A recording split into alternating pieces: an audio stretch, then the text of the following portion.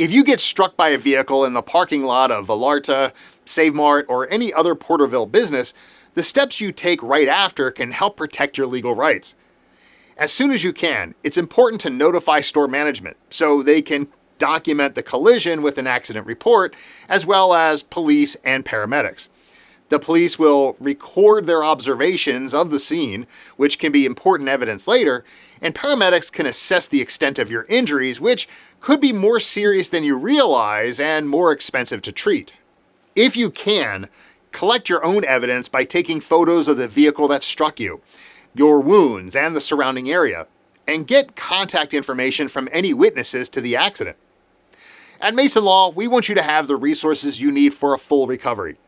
That starts with a free consultation with one of our attorneys to understand all your legal options. So if you or someone you love has been injured in a Porterville parking lot, contact Maison Law right away.